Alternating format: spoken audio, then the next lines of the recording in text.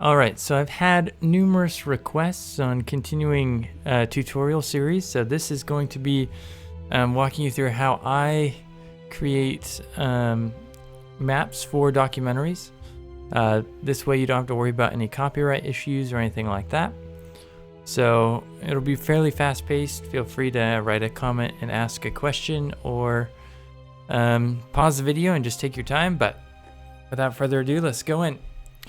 So to start off with, I pick a reference map, and I already did this and just pasted it in here. I really like the John Fox maps from for the 1700s. They're very good, simple but pretty clear and pretty accurate maps to base it off of. So once you get that in, just transform it to the size that you want your map to occupy. Now, if you want to have the freedom to move it around on your scene, you may want to make it smaller than the actual canvas that you're on, so you can fill in a little extra space around the edges. You go like that. As you can see, north is this way. So you can also, if you're kind of like me, rotate it so that you got a nice northwards facing map. Everything will fit in there nicely, like so. That's preference. If you don't want it northward facing, you don't need it to. With that said, we're gonna get started on landmass. So I go layer, new layer, and just call it land. Boom. On the land layer, I pick a color for my canvas. Now, I usually do abstracted maps, so it's not like meant to look like a satellite image. So I get some sort of canvas colored looking thing and paste that in there. So now you just have a blank canvas. May make it a little bit more desaturated. Yeah, I think that's good. So once that's pasted in, then we're gonna click on background, do layer, new layer, and type water. So hidden underneath that will be the water layer. So let's pick our color for water. It'll probably be a pretty desaturated pale blue. We can always, it's easy to change this later. So then the first step I start with is rivers, or just any water. So in this case, select the land. Actually, start with your reference map, select that, and turn down the opacity. Something where you can easily see through, but still spot where there's water and where there's land. So I did about 35. And then we'll want to select the land tile and the eraser tile and pick one of these brushes. Now I like the one with hardness at 75%. Just makes the edges a little bit smoother. And we're gonna get this down to a nice small size. And we're simply gonna trace and erase along the river. So I'm gonna go ahead and do that. Doesn't have to be perfect, because even these maps are not gonna have perfect representations of what was there at the time, because everything changes and erodes. So I'm gonna go ahead and time lapse it while I do this.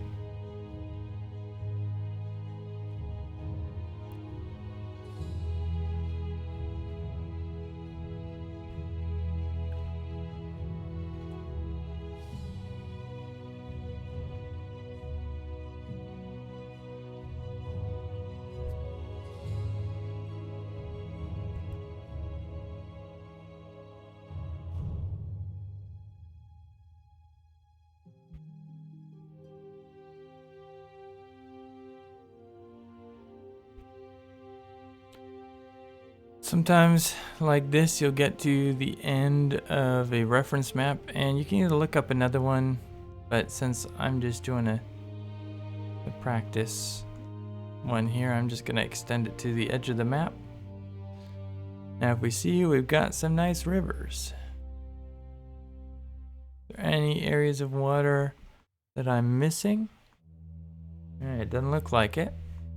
And we can beautify all of this later. But for now, there we go. We got the start of a river. Next step we can do is, I'll probably do roads and towns next. So we'll, once again, layer, new layer, this time on top of land, call it roads. All right. You don't have to expressly do a new layer each time, but I find it's helpful. I like to do a dark brown, almost gray for roads. And what I found is you get a brush that looks like a good road size. So that might be a little big. We'll go with, well, I think 5 is good. So, and by the way, whenever it's disappearing, I'm just hitting Control Z to undo what I just did. So find a good paintbrush that looks like it'll paint good roads. And then you can use the pen tool here to quickly draw simple lines. So you just click, and if you hold down the left click button, it creates little curve options that you can mess around with to make nice curvy roads. Or if you're not interested in exact accuracy, you can just go through like this and get the shape and outline of the map. So we'll do another time lapse as I do a really rough job. So, well, here, let me finish this first one for you so that you can see what you do after. So you made a decent outline and all these things. Boom. Okay. Once you've made a connection, you can hit stroke path. Make sure you stroke with the paintbrush tool, and all this is the same. And then when you do that, you've drawn a nice road on your map. So as you can see, where I was taking my time, it looks a lot better, but this was a lot quicker. Anyways, I'm going to time lapse this, and we're going to crank out some roads.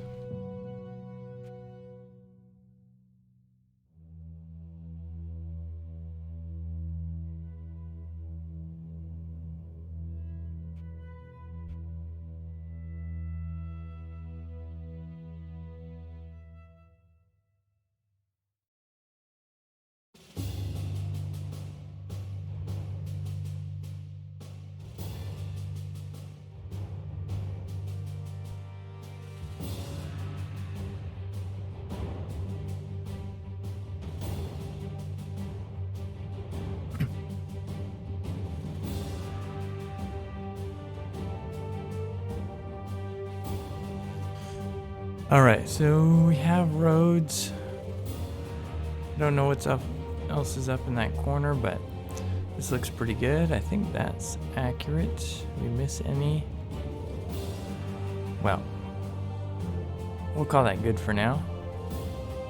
Let's move on to cities. Now, cities you can do a few ways. The way I prefer, so we'll do lit new layer. Could also call it towns. Anything to be clear. I put it under the roads. But what I tend to do, especially on this scale, is just draw a few little small individual buildings. So just make some squares. They don't have to be perfect.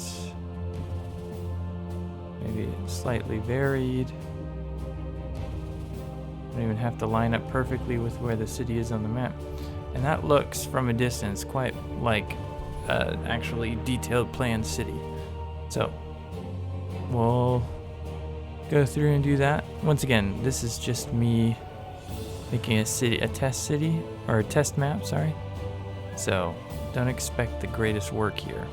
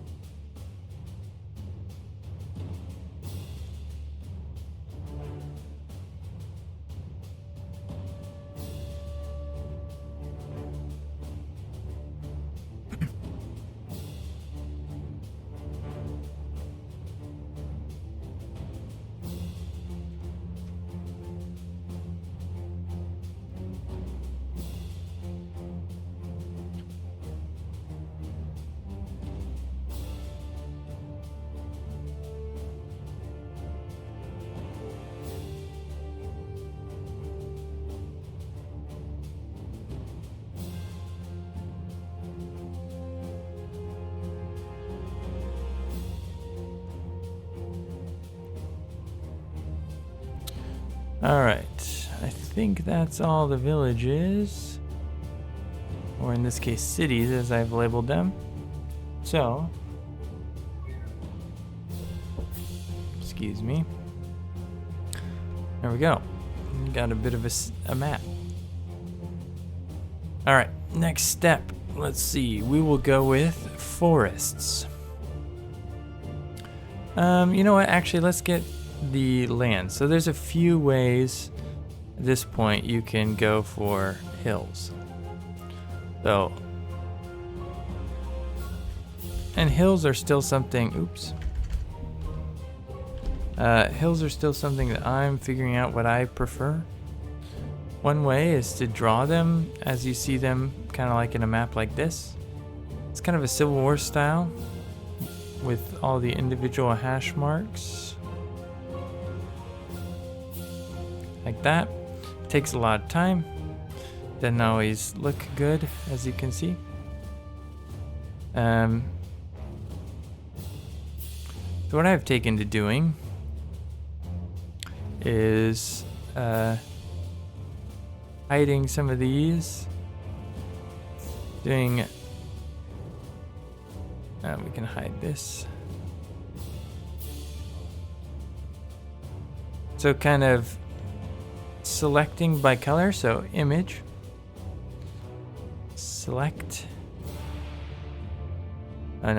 select by color, and click on this with a 0 threshold, so it'll not click where the rivers are.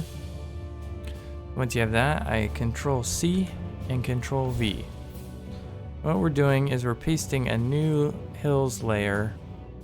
I'm going to rename it. You can get rid of this.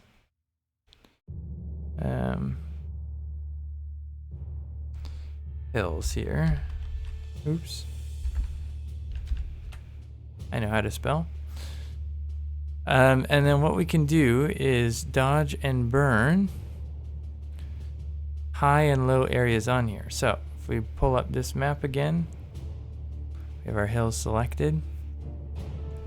So we see it goes down right here, you know, wherever the water is going to be a low point. So we can start by tracing the water with this tool. As you can see, it darkens around the selection. I'm just gonna, without really looking at the actual map, darken around the water. That's a good start. Get those lowlands. All right, now let's look at what they actually say is low ground. So this one actually flows. It's lower here than here. Well, that's the end, so it's flowing this way.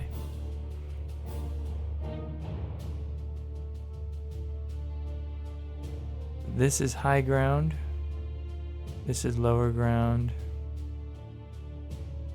No? Oh, that's confusing. We'll start here. This has got to all be lower. So this needs to be higher. So if you hold Control, it makes it darker. If you just click, it makes it lighter. So I'm gonna make this all a bit lighter. We take that away. You can see where we've gone before. Make it lighter. All right. And however much you want to do with the hills is up to you. So let's see, we're gonna do, oh, that might be too big of a hill. Let me get a smaller brush.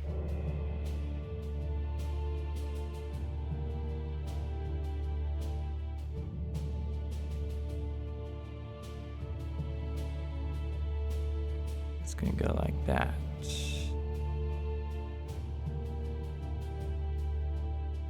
And there you go.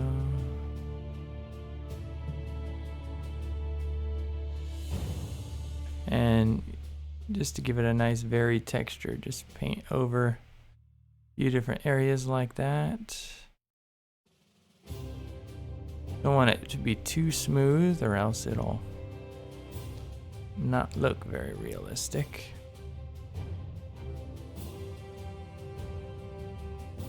All right.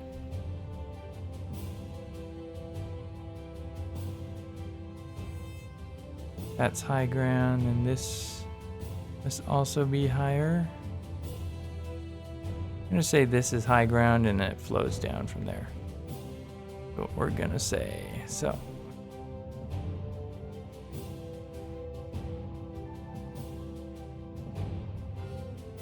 because I don't like the idea of it going up and then down and then, you know, it's not very logical. So we'll try this. Something like that.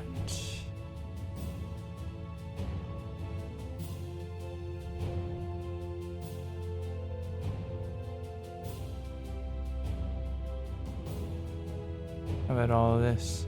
There's a lot of kind of marshy ground. Oh, there's a little hill here. Let's see.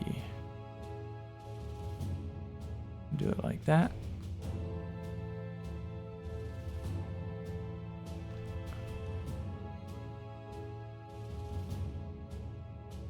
And how about in the corner? Nothing, pretty steady. So, you can choose to scale this back however you want.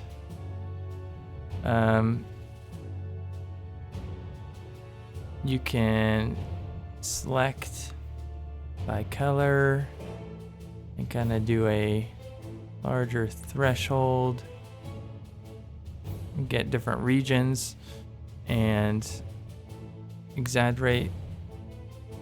For now, I think I'm just going to boost the contrast on this top layer.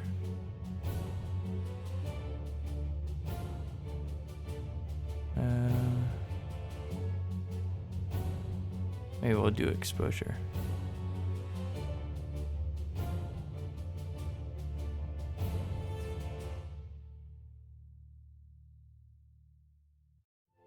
No.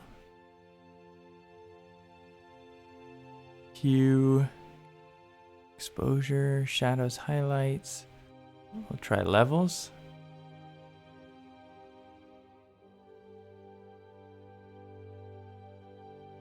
Try that. And then we go turn this whole layer. There, you're getting a bit of a feeling of textured. Add the water back in. Yeah, it's not great, but you can refine it however you'd like. That's the general process. I'm not going to spend any more time on it so we don't get caught up. All right, what else do we need for a good battle map? Well, we need forest labels. So there's a few ways to go about this. First, we need to pick a good foresty color.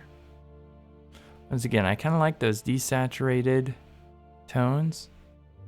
Next, we're going to do layer, new layer, trees, forest, whatever you want to call it. I have this one right at the top. Now, I have downloaded a bunch of little tree paintbrushes so that when I click, it can paint a nice little tree. And I can vary it up, and I can do different ones. You don't need that. If you scroll down to the bottom, there are some good textures that can give you similar ideas of forest. You can choose to paint them on however you'd like. But I found doing forests with this brush for me, and kind of dotting them on there where the map says they are. Let's see. This seems particularly thick right here. So you notice I'm leaving some gaps so that I can change the color scheme a little and come back to just give it that touch of variety.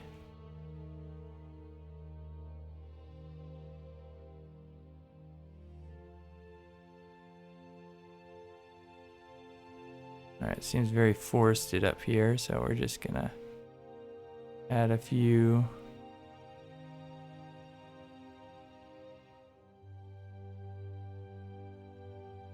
Seems good.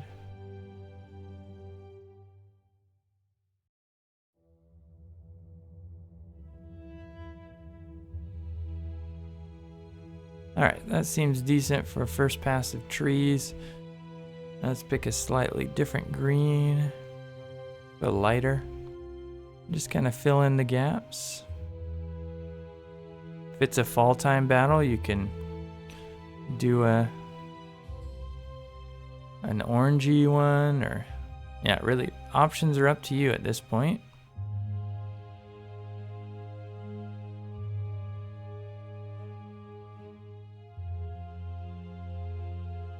And you're just filling it in so it looks a little less uniform.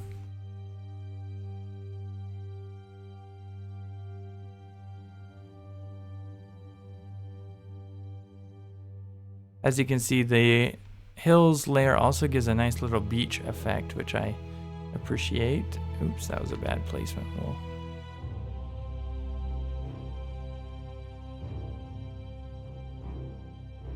Let's see here.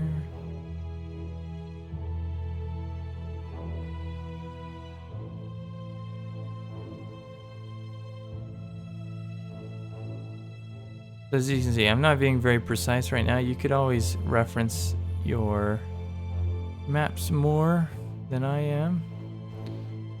I'm just doing it quickly to give you a basic tutorial on how I make them anyways. So as you can see, this is too straight of a line for nature, so we'll have to come back and do some fixing there.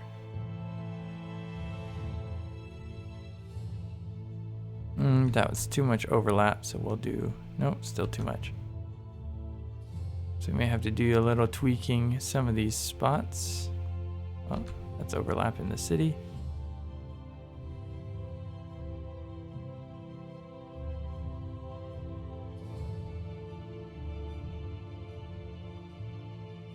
Alright. Now I just grab a single tree that looks similar and is scaled similar. Yeah, it looks good. And you just break up the monotony. Anywhere there's a little bit too much uniformness.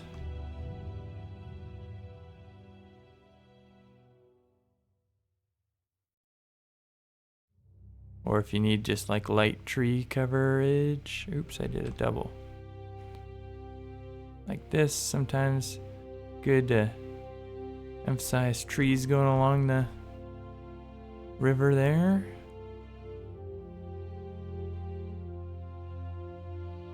Alright, as you can see, it's starting to really come together as a map. Something you can do is add a new layer under the trees. And I don't know, underbrush. And you can do kind of a green or kind of a brown. Kind of color like that. And just splatter some texture paint on there.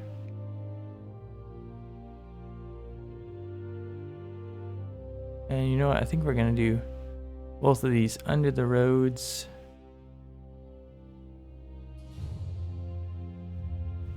So, gonna splatter underbrush, painting.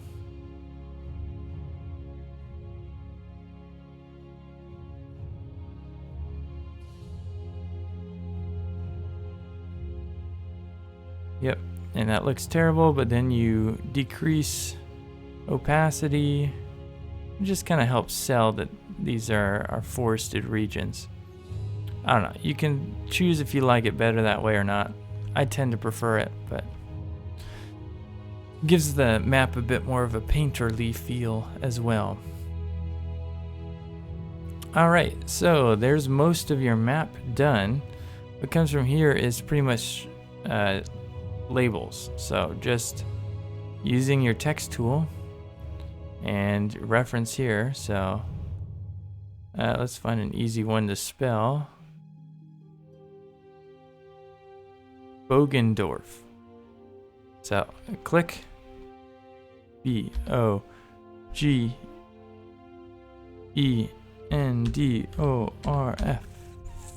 F. There we go. And there's all sorts of fonts you can do. I like a few in the M's. F, G, M, M, M, L, M. This Mongolian one looks pretty good usually. You can do all caps. That can also look nice. Oops. And bold. So the editor right here just lets you change some things. So we'll go with, not 153, 15. Maybe we'll go with 20.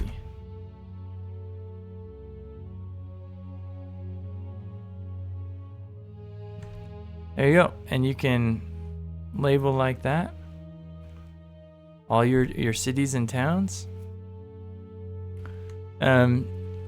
I found if like on this map there's some fortifications, you do kind of an orangey brown.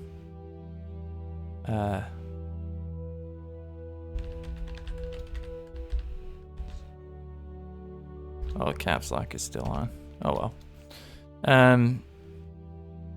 And use the pen tool. Alright, so you need something like this. Get it down to a good size. That might be a little too small. There you go. And so what I found is the easiest way to mark out, in fact, we'll make this a little more orange.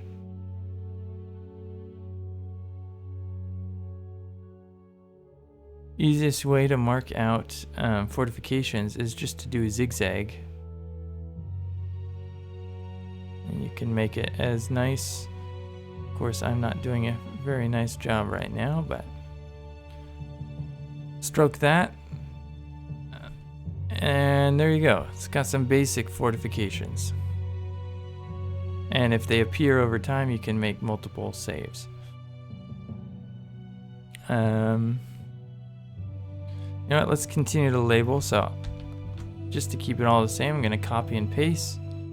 Move this Bogendorf over to here, and let's see what this one's called. Oops. Gonna need this out of the way. Alright, that is a W. Oops, caps lock. W E I S T R I T Z. R I T Z. Gotta love German names. Oop, and it's still set to 35, so let's get that to 20. Now any new ones we make will be at 20. And bold. Alright. Oh. Get this. Wherever it'll be easy to read. And yeah, you would just go through each town like that. And I think that's it. So if it's a map kind of like this where you want